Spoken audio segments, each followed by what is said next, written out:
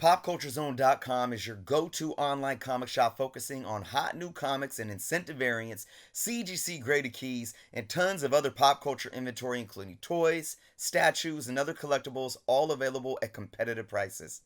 Don't miss out on taking advantage of their spend $25 for bargain deals option.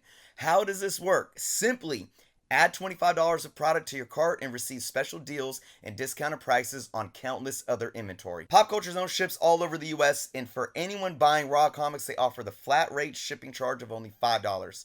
Taxes are also excluded from all purchases, excluding New Jersey residents. Make sure to check out their website link below and also the link to their eBay store where they have held a 100% positive feedback score from thousands of reviews, so be sure to follow them there as well. And also, if you are in need of top tier pressing at extremely affordable prices, make sure you check out their link for pressing services. I do like this. A Supreme Love. Spider-Boy, the next Miles or Dollar Bin book a year from now? Let's go. Oh, go ahead.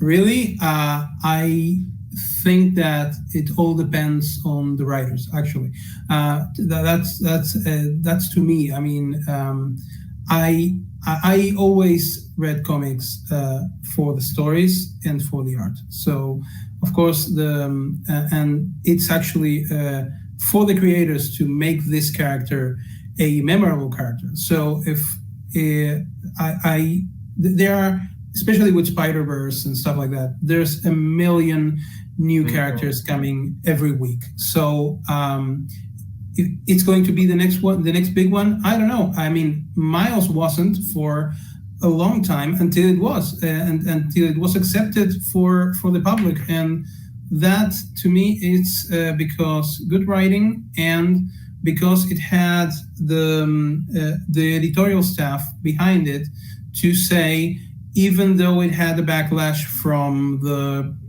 usual people that say that this is that they're changing the characters and stuff like that, even with the backlash, we're going to stand behind this character. So if all of this stuff works and the character stays and the character has good stories, and then it could be the next Miles.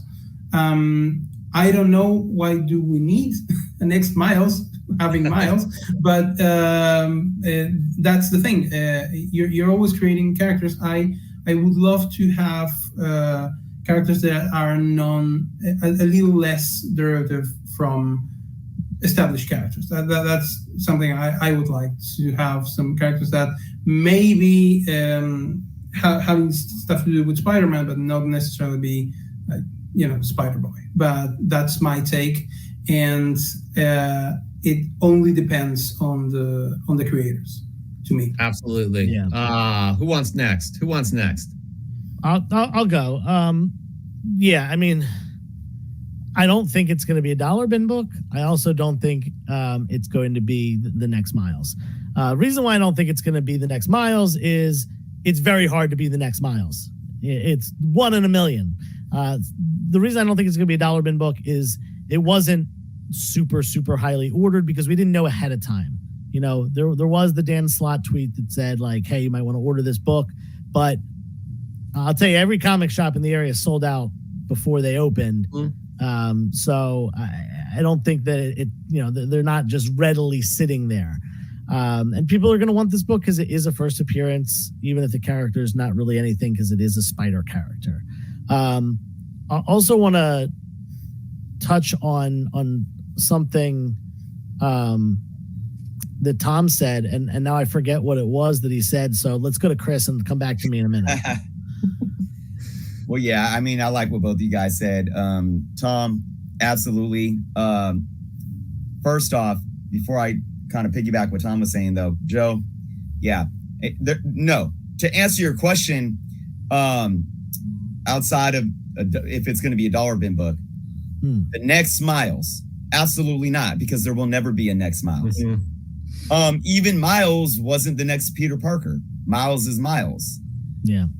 So no, point blank period, not to be, but love the question because it does pair within that second part What does it mean for its value? And I do believe heavily in what Tom was saying. People forget, and I've been saying this a lot lately, people are forgetting why comic books have value in the first place. And I've said this before, and I'm going to say it again.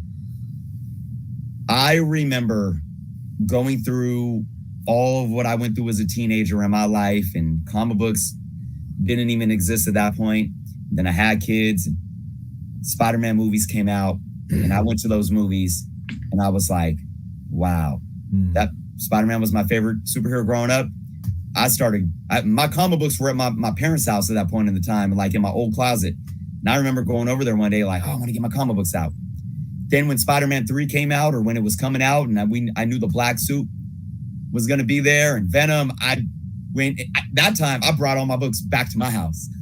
I was like, nah, man, this is like, it just really, movies have the ability to bring us back. And for the new generation, Into the Spider-Verse, it has the ability to bring the young generation in that maybe have never picked up a comic book in their lives, or a comic book of that character, and they see this character Miles Morales on a screen, and they go and run to the comic books. My kids did that. My oldest son, Miles is his favorite character.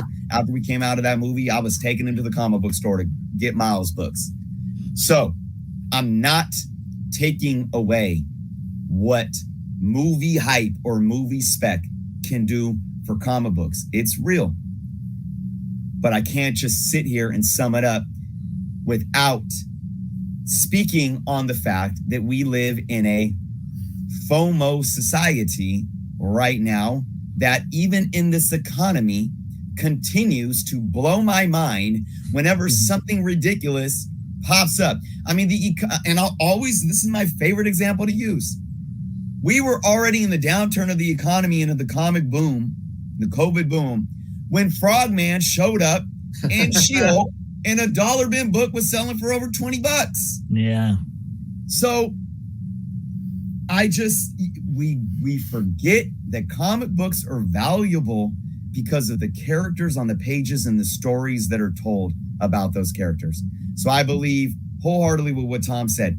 This book isn't going to have value because he's going to be in the MCU. It's not going to have value and any other reason other than this is a character that we can pick up these books and read about and actually enjoy. And the only reason that happened with Miles, now believe me, if Into the Spider-Verse came out and was as successful as it was, and it brought people to the comic books, that would have died off in terms of the hype and the value and the demand if they couldn't go back to the comic books and have a substantial character that was already there and laid out. So will we ever see a Spider-Boy in the MCU or whatever?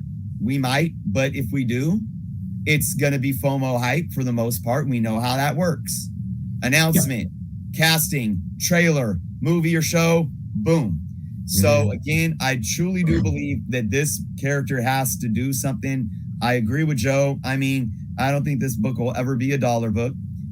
It'll sell for at least cover price or maybe a little more because it is the first appearance of a Spider character. Do I believe Spider-Punk is going to have any future? No. Do I believe Spider from Earth 6527889, whatever? No. I do believe this Spider-Boy has the possibility of being, a little longer lasting than those, but we definitely got to see what plays out in the stories in the comic books for sure. Yeah, I think you made a good point. I'm sorry, Joe. No, go ahead, Tom. No. What I want to say is that characters need time. Yes. Yeah. Character, you can't establish your character. Even you can establish your character overnight. So and this is something that I have. I have a problem with FOMO, and because I'm the kind of guy that loves Frogman, and so I'm happy that people are recognizing those characters more. But then I'm also a bit angry because if I want to get some weird first appearance of some weird character, it's going to be harder because of that. So I mean, I'm the guy that already had a graded first appearance of the Creature Commandos before the announcement. So, but that's what I like.